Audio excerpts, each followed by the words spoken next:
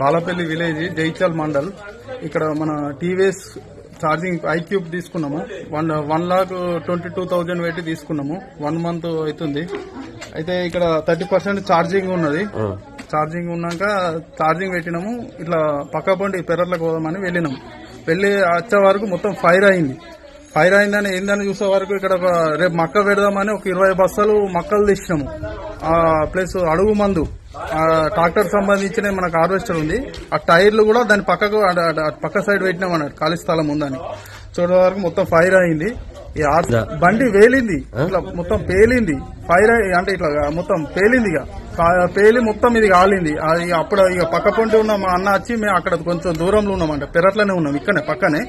ఇక వన్ వచ్చి ఇట్లా ఏమో అవుతుందని ఆయన ఉరికేస్తారు. ఇక పక్క పొంటి ఉన్న వాళ్ళు వచ్చి నాకు ఫోన్ చేశారు, ఇట్లా మీ ఇంట్లో ఫైర్ అవుతుంది అంటే కాలిపోతుందిరా ఇల్లు అంతా అనే వరకు నేను ఏందిరా అని వచ్చే వరకు మొత్తం ఇట్లా అయింది. ఈ సంఘటన జరిగింది.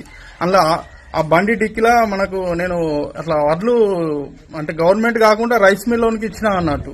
రైస్ మిల్ వాళ్ళకి ఇస్తే వాళ్ళు మన 103 క్వింటాలు అయినాయి మనవి. వాళ్ళు 1,90,000 ఒక 1,000 ఇచ్చారు. 1,91,000.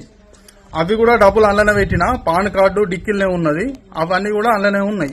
మొత్తం ఫైర్ అయిపోయినాయి. ఏం లేదు, ఇల్లు దర్వాజా ఇది కానీ మొత్తం కాలిపోయింది. ఇంకా ఈ రోజు ఏంటంటే మా వాళ్ళు పిల్లలు ఎప్పుడైనా ఇంటికానే ఉంటుండే స్కూల్కి వెళ్ళిర్రు, మా వాళ్ళు ఊరికి వెళ్ళిర్రు. ఇంకా ఉన్నోళ్ళు ఇక్కడ పెరట్లా కలుస్తుర్రు. ఈ టైంలో ఎవరు ఉండరు ఇక్కడ. ఇక అట్లా మొత్తం ఇన్సిడెంట్ ఇట్లా జరిగింది. ఇక ఫైర్ వాళ్ళు కూడా వచ్చారు, మొత్తం ఇట్లా కాలింది.